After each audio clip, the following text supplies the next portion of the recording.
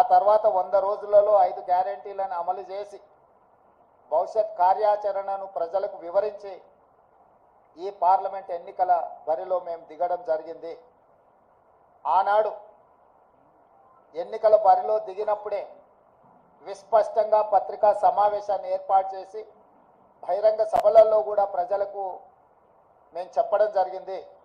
ఈ ఎన్నికలు నేను నా మంత్రివర్గము 100 రోజులు అందించిన పరిపాలనకు రెఫరెండము, మేము ఇచ్చిన గ్యారెంటీలను మేము చేస్తున్న పరిపాలనను ప్రజల ముందు పెట్టి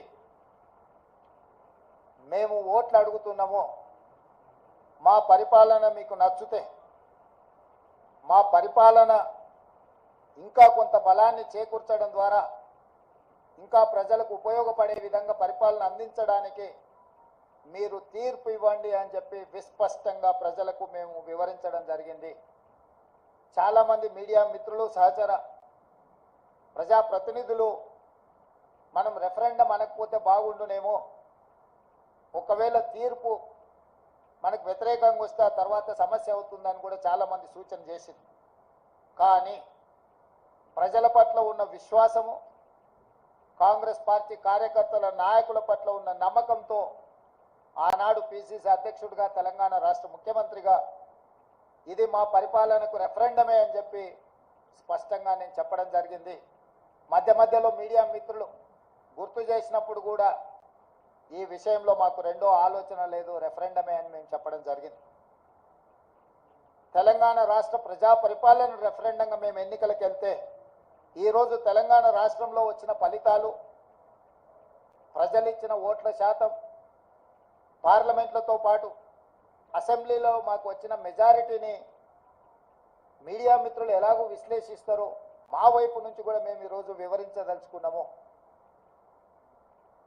జరిగిన పార్లమెంట్ ఎన్నికల్లో 17 పార్లమెంట్లకు సంబంధించి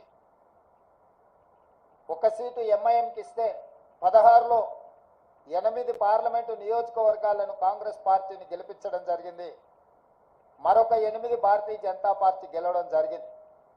మా 8 పార్లమెంటు నియోజకవర్గాల ఫలితాలు దాదాపుగా 41% ఓట్లు కాంగ్రెస్ పార్టీకి రావడం జరిగింది. 2023 డిసెంబర్ 3 నాడు వచ్చిన ఫలితాలలో కాంగ్రెస్ పార్టీకి వచ్చిన ఓట్ల శాతము 39.5%. ఈ పార్లమెంట్ ఎన్నికల్లో 100 రోజుల పరిపాలన తర్వాత దాదాపుగా 41% ఓట్లు కాంగ్రెస్ పార్టీకి రావడం జరిగింది. ఓట్ల శాతంలో ప్రజలు రెఫరెండం ద్వారా మా పరిపాలన బాగుందనడమే కాదు, మమ్మల్ని మెచ్చుకొని అసెంబ్లీ ఎన్నికల్లో ఇచ్చిన ఓట్ల శాతానికంటే అధిక ఓట్ల శాతాన్ని ప్రజలు మాకు ఇవ్వడం ద్వారా, ఆశీర్వదించడం ద్వారా మా పరిపాలన పట్ల ప్రజలు సంతృప్తి వ్యక్తం చేసిండ్రు అని చెప్పి నేను భావిస్తున్నాను. అదేవిధంగా 2019 పార్లమెంట్ ఎన్నికల్లో 3 పార్లమెంట్ గెలిస్తే ఈ ఎన్నికల్లో మమ్మల్ని 8 పార్లమెంటు సీట్లు గెలిపించడం ద్వారా 8 సీట్లు అధికంగా ఇచ్చి పార్లమెంటులో కూడా మాకు అత్యధికంగా సీట్లు ఇవ్వడం ద్వారా ఓట్లు, సీట్లు కూడా మమ్మల్ని పెంచడం ద్వారా ప్రజలు ఆశీర్వదించారు.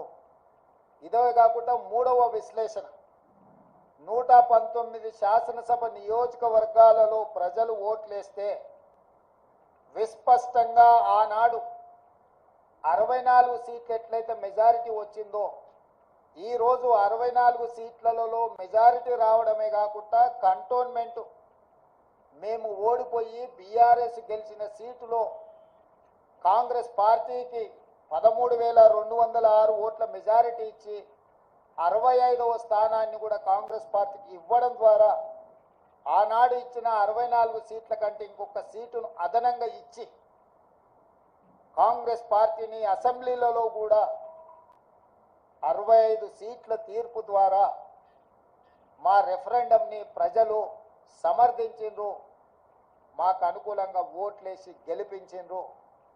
కాంగ్రెస్ పార్టీ అధ్యక్షుడిగా, ముఖ్యమంత్రిగా కాంగ్రెస్ పార్టీ ప్రజాప్రతినిధులకు, మంత్రివర్గ సహచరులకు, శాసనసభ్యులకు, రాష్ట్ర స్థాయి నాయకులకు, జిల్లా స్థాయి నాయకులకు, మండల స్థాయి నాయకులకు, మరీ ముఖ్యంగా గ్రామ స్థాయి కార్యకర్తలకు మనస్ఫూర్తిగా కృతజ్ఞతలు ధన్యవాదాలు తెలియజేస్తున్నా.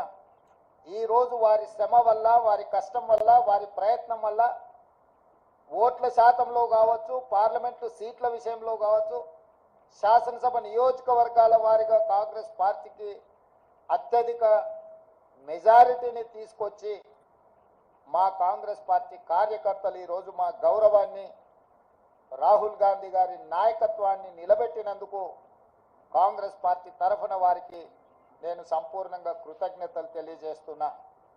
ఇక రెండవది, 8 పార్లమెంట్ సీట్లు గెలిచిన భారతీయ జనతా పార్టీ 2019లో 4 పార్లమెంట్లు గెలిస్తే ఈరోజు 8 పార్లమెంట్లు సీట్లు గెలవడం జరిగింది. వాళ్ళు కూడా వాళ్ళ సీట్లను పెంచుకున్నారు. ఆనాడు 20% ఉన్న ఓట్లను వాళ్ళు ఈరోజు 35%కి పెంచుకోవడం జరిగింది. అంటే రాష్ట్రంలో భారతీయ జనతా పార్టీ కూడా ఓట్లు సీట్లు పెరగడం జరిగింది. అయితే ఇందులో వాళ్ళ ఓట్లు సీట్లు పెరగడానికి వాళ్ళ నాయకత్వాన్ని సమర్థించేదానికంటే బీజేపీని గెలిపించడానికి బీఆర్ఎస్ నాయకులు ఆత్మ బలిదానం చేసుకొని అవయవాలను త్యాగం చేసి అవయవ దానం చేసి ఈరోజు బీజేపీని గెలిపించడం జరిగింది. బీజేపీ గెలిచిన 8 పార్లమెంటు నియోజకవర్గాలలో బీఆర్ఎస్ 7 సీట్లల్లో డిపాజిట్లు కోల్పోయింది. ఆదిలాబాద్ కావచ్చు, నిజామాబాద్ కావచ్చు, కరీంనగర్ కావచ్చు, మల్కాజ్గిరి కావచ్చు, సికింద్రాబాద్ కావచ్చు, చేవెళ్ళ కావచ్చు, మహబూబ్ నగర్ కావచ్చు, ఈ 7 పార్లమెంటు నియోజకవర్గాలలో బీఆర్ఎస్ డిపాజిట్లు కోల్పోయి బీజేపీని గెలిపించడం ద్వారా బీఆర్ఎస్ నాయకులు ఆత్మ బలిదానం చేసుకొని అవయవ దానం చేసిండ్రు బీజేపీకి. ఈ విషయం నేను ఈరోజు చెప్పడం లేదు. ఎన్నికల ప్రక్రియ మొదలైనప్పుడే స్పష్టంగా పార్లమెంటు నియోజకవర్గాల వారిగా బలహీనమైన అభ్యర్థులను పెట్టి బీఆర్ఎస్ శ్రేణులను బీజేపీకి పని చేపిస్తున్నాడు చంద్రశేఖరరావు అని చెప్పి నేను స్పష్టంగా నిర్దిష్టమైన ఆరోపణ చేసిన. నేను నిర్దిష్టమైన అంశాలను ప్రస్తావించినప్పుడు బీఆర్ఎస్ నాయకులు వితండవాదం చేసిండ్రు, నా మీద వాళ్ళు మాటల దాడి చేసిండ్రు. ఇవాళ ఇంకొక విషయం, అత్యంత కీలకమైన అంశం నేను ఇప్పుడు ప్రస్తావించదలుచుకున్నా.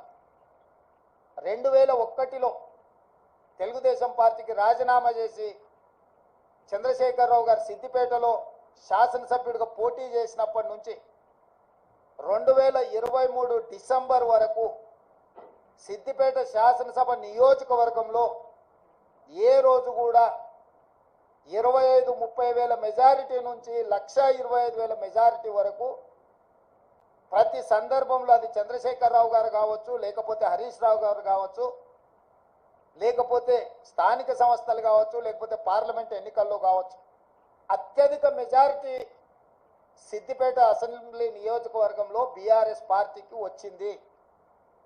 కానీ ఈ పార్లమెంట్ ఎన్నికల్లో హరీష్ రావు గారు సిద్దిపేటలో పూర్తి తన ఓట్లను బీజేపీకి బదిలీ చేసిండు.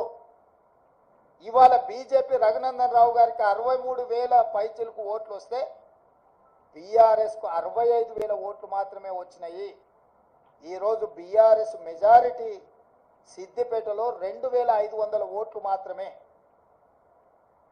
అంటే ఇప్పటి వరకు సిద్దిపేట నియోజకవర్గం మీద పూర్తి ఆధిపత్యాన్ని పట్టును ప్రదర్శించిన బీఆర్ఎస్, కేసీఆర్, హరీష్ ఇద్దరు బీఆర్ఎస్ ఓట్ల మొత్తాన్ని బీజేపీకి రఘునందన్ రావుకు బదిలీ చేయడం ద్వారా ఈరోజు మెదక్లో కాంగ్రెస్ పార్టీని ఒక బలహీన వర్గాల అభ్యర్థిని ఓడించడం జరిగింది. మాకు కేవలం సిద్దిపేటలో వచ్చిన మైనస్ వల్లనే ఈరోజు దాదాపుగా మేము మెదక్ పార్లమెంట్ సీటును ఓడిపోవడం జరిగింది. అంటే బీఆర్ఎస్ను నమ్మి నిలబడ్డ వెంకట్రామరెడ్డిని నమ్మించి మోసం చేయడమే కాకుండా కాంగ్రెస్ పార్టీని ఓడించాలా, కాంగ్రెస్ పార్టీ అంటేనే ఏవగింపు లేకపోతే కోపము ప్రదర్శించి ఆత్మ బలిదానం చేసుకొని అవయవ మార్పిడికి పాల్పడి ఈరోజు బీజేపీని గెలిపించారు.